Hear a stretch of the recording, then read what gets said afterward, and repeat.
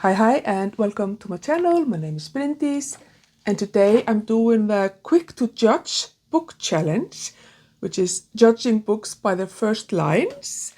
And this video is actually going to be, instead of a May TBR pile of possibility videos, because I'm basically just gonna put 2 books on my pile for May and I'm gonna choose them using doing this challenge.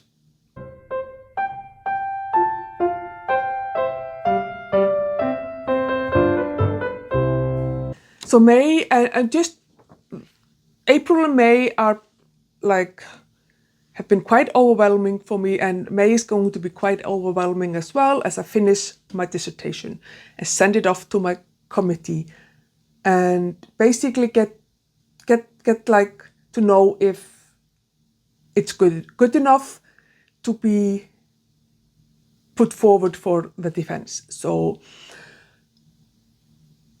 saying that I'm stressed is like the understatement of the year. And so I don't want to put books on my pile of possibility because, first of all, I didn't read all of the books in April that were on my pile. And yeah, it's just a thing. I'm in a, never mind. But I thought that this would be a fun challenge to do. So the Quick to Judge book challenge was created by Ali Risdal and revived by Jess at Jess Book Girl TV. I was tagged by Jessica at Jessica's library card. So it says to pick 5 to 10 unread books from your shelves, read the first paragraph of each book, and rank the books based on the first paragraphs. So then it says here, ask the viewers to pause and comment on the book they predict that you will choose. And then announce and add your highest ranked book to your upcoming TBR. Now, I don't necessarily know that if I'm gonna rank them, but I'm definitely gonna choose one book from the classic section and one book from my non-classic section. And then, which the book that is most intriguing to me, I'm gonna put on my pile of possibilities for May. And like I said, there are only gonna be these 2 books for May. I'm sure I will read more books, but I'm just gonna keep it completely open. Yeah,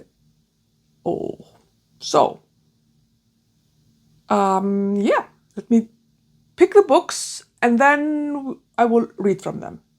So because I only want to choose one classic and one non-classic, I thought I would so I think I'm just gonna take 3 of each category. I know, Emma, I'm trying to film. Do you mind? Sorry. I think I'm just gonna choose 3 classics and then 3 non-classics that I'm going to pick and read the first line. Oh, Emma, you are being annoying. Hi. So I'm gonna choose 3 classics. Let's start with those. I did think about maybe putting some of the titles into a TBR jar and choose like that, but I'm just in the mood to not do that. I just want to choose like few books that I know that I want to read and then choose one of them to actually read, basically. So I am like doing a very long-term, slow reading of Charles Dickens. And the next book in line is Oliver Twist. So I think I'm gonna start by choosing Oliver Twist, if I can get it out here. Let me see. I have it in this really beautiful classic edition by Fox Eye Publishing. So beautiful, Oliver Twist. Very beautiful. So I'm gonna choose Oliver Twist. I want to read more Elizabeth Gaskell, so it's gonna be Mary Barton by Elizabeth Gaskell. So there are 3, and then there is the third, no, the 2 books now. So what should I choose for my 3rd book? I do want to read Thomas Hardy. And I'm also thinking about like what are the books on my 25 in 25. I know that Mrs. Dalloway by Virginia Woolf is on there. There is a Thomas Hardy on there. Crime and Punishment.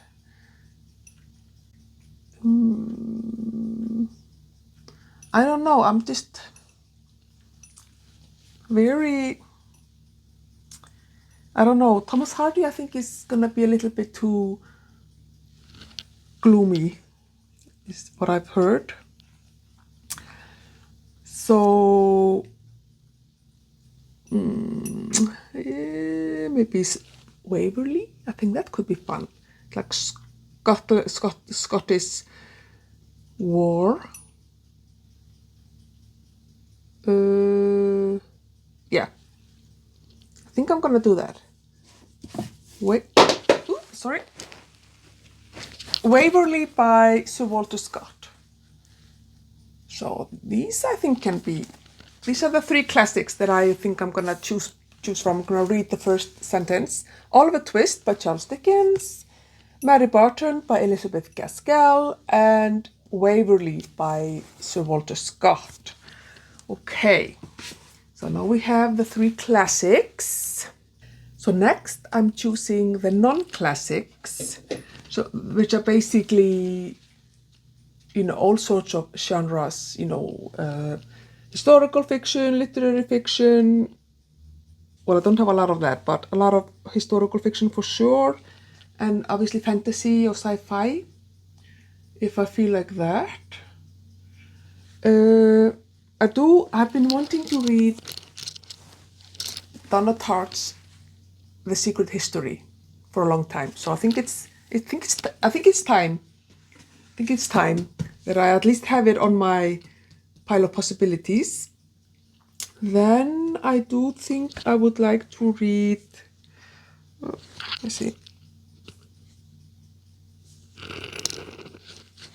the mic here. I think I'm gonna want to read maybe The Trouble with Mrs. Montgomery Hearst by Katie Lumsden. She has the channel Books and Things. I'm gonna put that one on my list. And one more.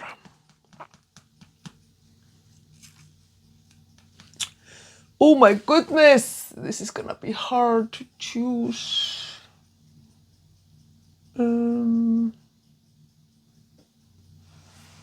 I don't want to start a series, I don't think. Not just yet. I want to read some of the standalone fantasy. Oh, I don't know. Do I want to start a series, maybe?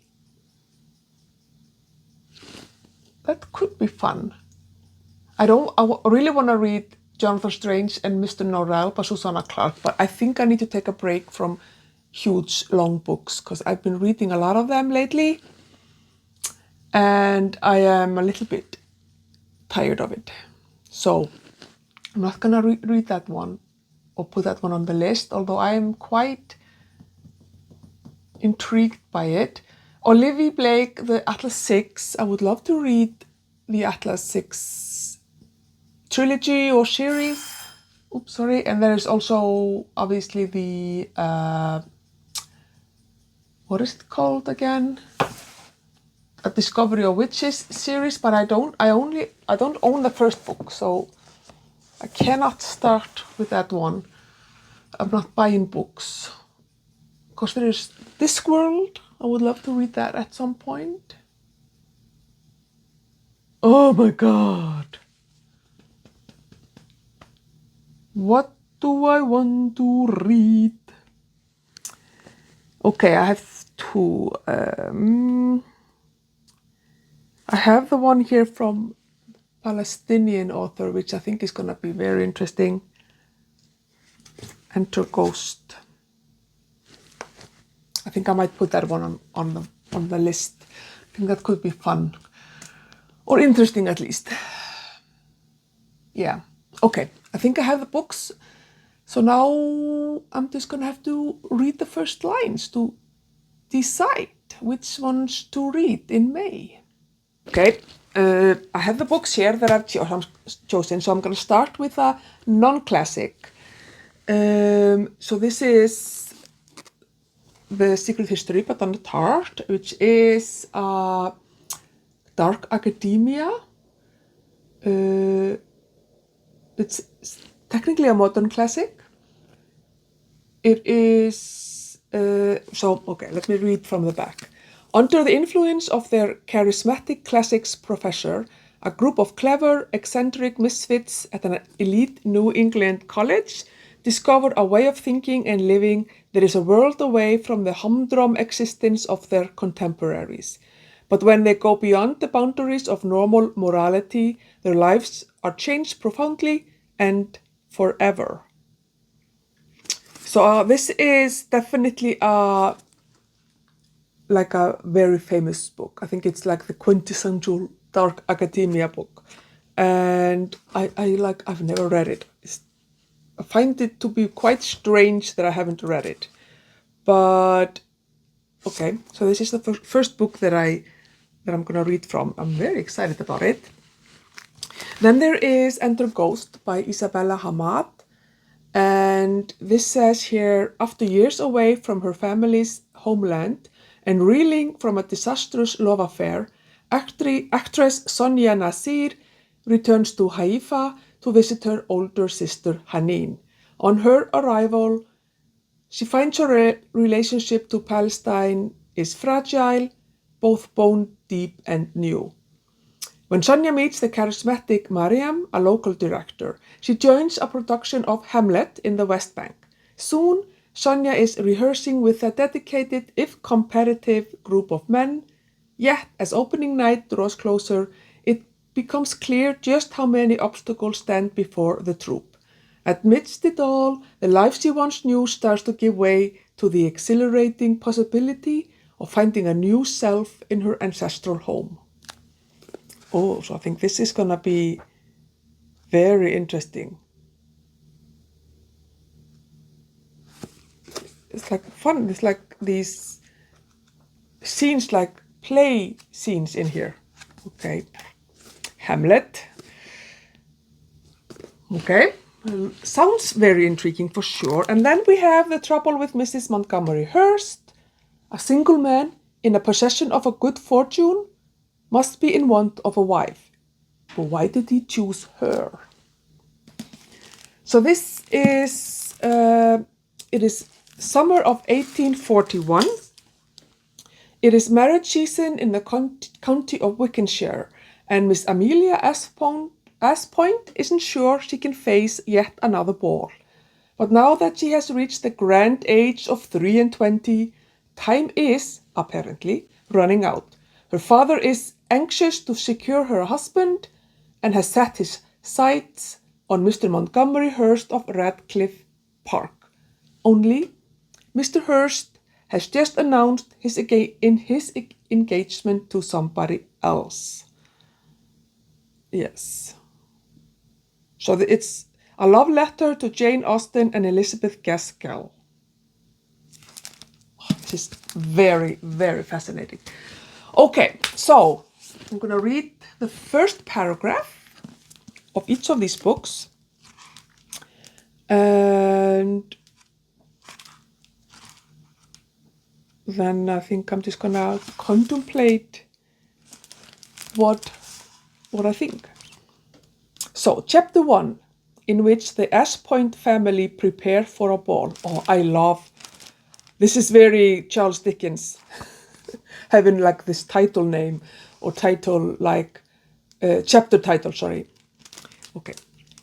Throughout the noble county of Wickhamshire, there were many households in which order reigned. There were families who dressed neatly and quickly, who were ready to depart in good time for any social occasion. There were homes where the corridors were free from clutter, where quiet prevailed, where the occupants were capable of assuming their best finery without descending into utter chaos. The S Point household was not one of these. I like that. That sounds very fun. I think, I'm a little bit concerned about this one. I'm not really, I think I want something fun. But let me see. Okay.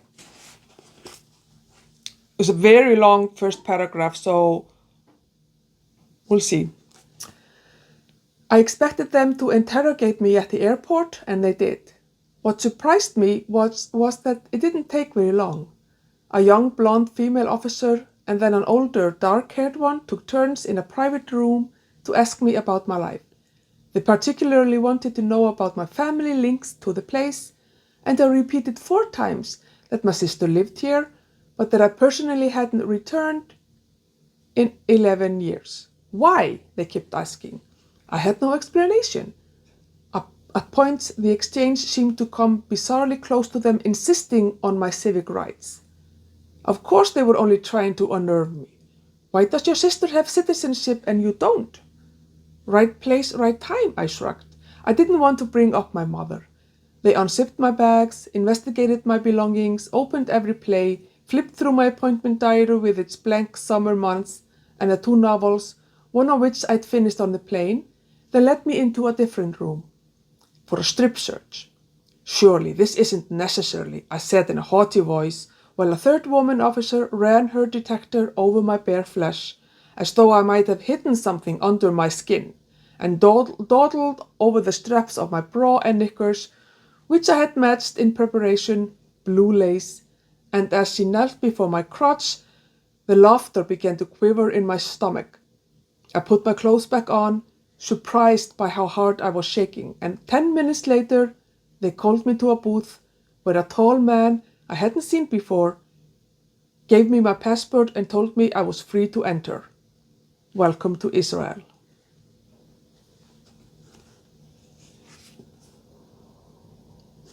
Yeah, that was definitely very compelling.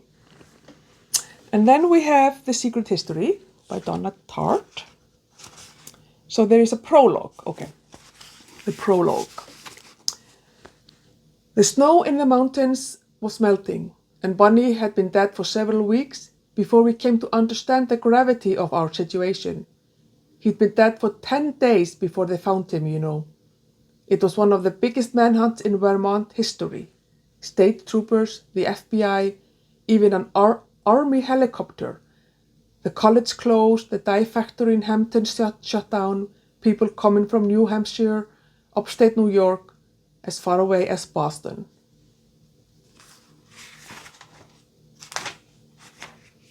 Oh my God. Okay, I really want to read And the Ghost, but this is not the right time. It's gonna be too serious, considering everything that is happening in Palestine and Gaza and everything. Anyway, so, both of them sound super interesting. So this is, I think it's just gonna be fun. And I think maybe that's what I need. Obviously this is just iconic. And I think this is also gonna be fun, but in a different way.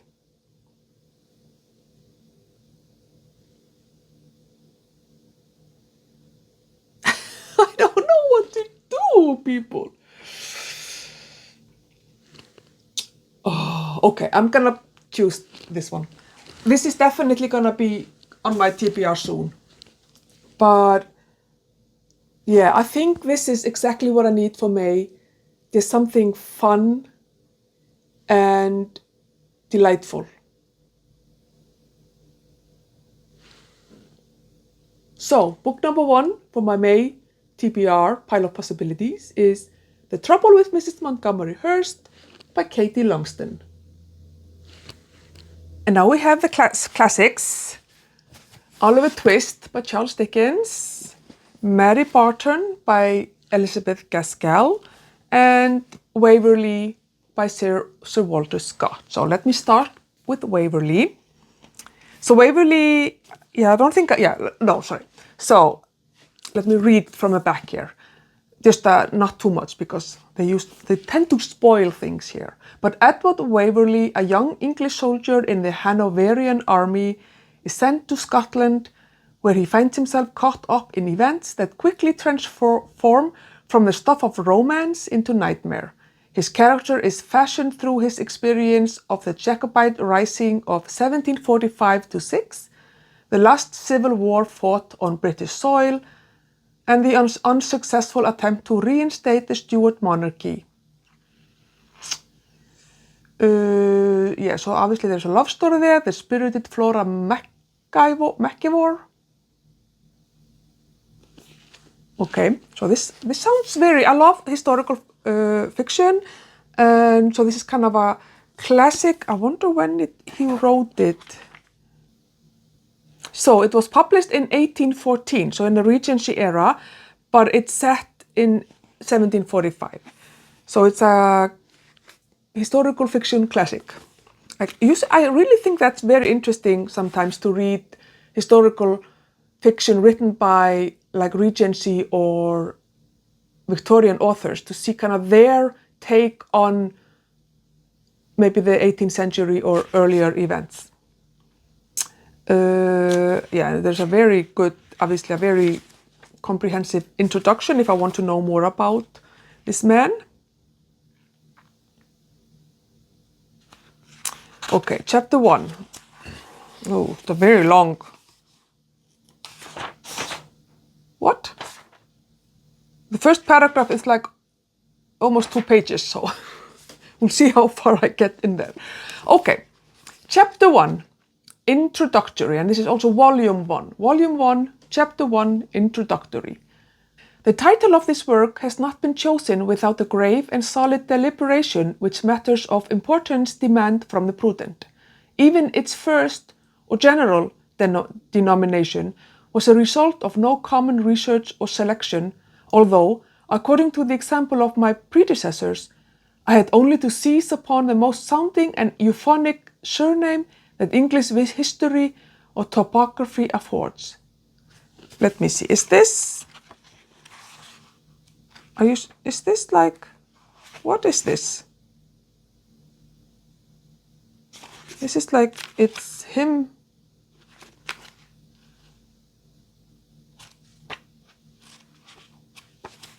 This is a very strange beginning, but it's like it's Walter Scott.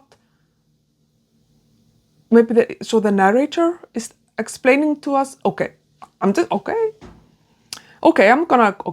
But alas, what could my readers have expected from the chivalrous epithets of Howard, Mordaunt, Mortimer, or Stanley, or from the softer and more sentimental sounds of Belmore, Belleville, Belfield, and Belgrave, but pages of inanity similar to those which have been so christened for half a century past. I must modestly admit I am too diffident of my own merit to place it in unnecessary opposition to preconceived associations. I have therefore, like a maiden knight with his white shield, assumed for my hero Waverley, an uncontaminated name, bearing with its sound little of good or evil, expecting what the reader shall be hereafter pleased to affix to it. Okay, this is a kind of a weird beginning of the book, because it like, is it, it's very, I'm confused, but okay, it's a fun beginning. I don't know if it's actually the beginning of the novel or if it's, yeah. Okay, that was a fun, like why he chose the name, I don't know. Different beginning for sure. Then we have Mary Barton by Elizabeth Gaskell. Elizabeth Gaskell is fast becoming my favorite Victorian. So it's her first novel. Oh. It depicts nothing less than the great clashes between capital and labor, which arose from rapid industrialization and problems of trade in the mid-19th century.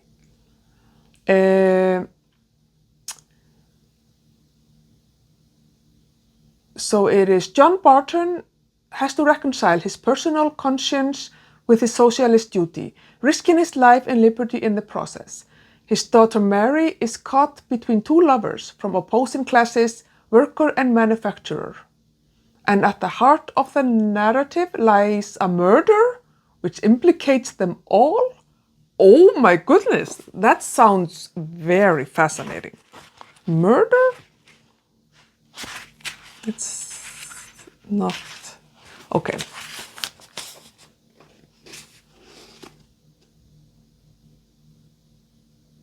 I love sometimes when, I think this was also in North and South, when she starts the chapters off with like a poem or a quote from somewhere.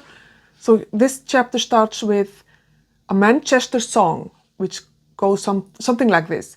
Oh, 'tis hard to be working the whole of the livelong day, when all the neighbours about one are off to the jaunts and play. There's Richard, he carries his baby, and Mary takes little Jane, and lovingly they'll be wandering through fields and Breary Lane. So, someone is very jealous of the life of leisure of some people. Anyway, so let's begin the first paragraph, which is also super long, like, yeah, into the next page. There are some fields near Manchester, well known to their inhabitants as Green Hayes Fields, through which runs a public footpath to a little village about 2 miles distant. In spite of these fields being flat and low, nay, in spite of the want of wood, the great and usual recommendation of level tracts of land, there is a charm about them which strikes even the inhabitant of a mountainous district, who sees and feels the effect of contrast in these commonplace but thoroughly rural fields, with a busy, bustling manufacturing town he left but half an hour ago. Here and there, an old black and white farmhouse, with its rambling outbuildings, speaks of other times and other occupations than those which now absorb the population of the neighbourhood. Here, in their seasons, may be seen in the country business of haymaking, ploughing, etc., which are such pleasant mysteries for townspeople to watch, and here the artisan, deafened with noise of tongues and engines, may come to listen a while to the delicious sounds of rural life, the lowing of cattle, the milkmaid's call, the clatter and cackle of poultry in the farmyards. You cannot wonder, then, that these fields are popular places of resort at every holiday time, and you would not wonder if you could see, or I properly describe, the charm of one particular style, that it should be, on such occasion, a crowded halting place. Close by it is a deep, clear pond, reflecting in its dark green depths the shadowy trees that bend over it to exclude the sun. This is a very beautiful description of the location for sure. Yeah, I like that. I like that beginning for sure. And then we have Oliver Twist by Charles Dickens, probably one of the most famous books ever. The tale of the eponymous hero, an orphaned boy whose life is beset by adversities and trials. Set in the backdrop of the Industrial Revolution, the book captures the gritty realities of 19th century England. Okay. I absolutely I'm loving Charles Dickens.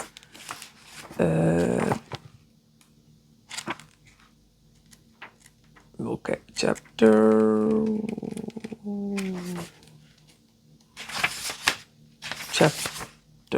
1. Chapter 1. And here is Dickens with the chapter titles.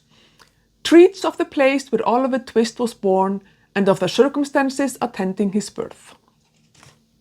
Okay. Among other public buildings in a certain town, which for many reasons it will be prudent to refrain from mentioning, and to which I will assign no fictitious name, there is one anciently common to most towns, great or small, to wit, a workhouse. And then there's like an explanation of what a workhouse is. Workhouse is a house of correction for persons guilty of minor law violations.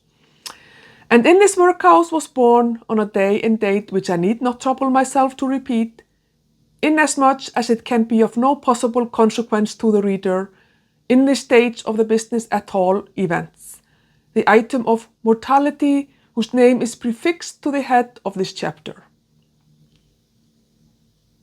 For a long time after it was ushered into this world of sorrow and trouble by the parish surgeon, it remained a matter of considerable doubt whether the child would survive to bear any name at all, in which case it is somewhat more than probable that those memories would never have appeared, or if they had, that being comprised within a couple of pages, they would have possessed the inestimable merit of being the most concise and faithful specimen of biography extant in the literature of any age or country.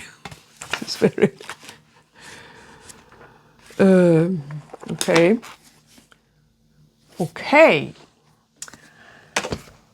Oh, like Mary Barton is definitely calling to me. There's no doubt about that. That one is, it stands out as a book I want to read. Obviously I want to read all of these books. But it's just like, there is no competition here. Mary Barton it is, by Elizabeth Gaskell. So here they are. I have this really lovely, I bought this book in Brighton in the UK at Goldsboro Books. Goldsboro Books. They have a bookstore in Brighton and in London as well. So, they have a bookstore with, we're a bookseller unlike any other, with a unique selection of signed first editions, exclusive books, and older treasures. So this is a signed first edition by Katie. So I love that. I generally don't buy hardcovers for like unless they're like my Icelandic crime fiction. Anyway, so I have a bookmark here that I can use. So these are this is my May pile of possibilities. It's not even a TBR because I don't see a May where I don't read them, but you never know. I am beyond, like, feeling beyond stressed and weird and all other things. So anyway, I'm very excited about reading both of these books, and this was a really fun challenge, and I will put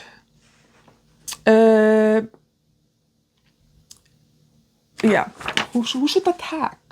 I'm gonna put it in the description in the description of the video. Three channels that I want to tag. I need to go and check and see if they've done this tag or not before I post the video. And yeah, I would love to see. Hopefully they will be interested. You will be interested in doing a tag. If not, that's fine as well. But let me know if you do, so that I can watch your video. And yeah, what do you think? Which of these first lines was most intriguing to you? Which of the books would you have chosen? Would you have chosen the same ones, or would you have chosen differently? I would love to have a chat about that in the comments. But I guess that's that. Thank you for watching, and I will see you in my next one. Bye.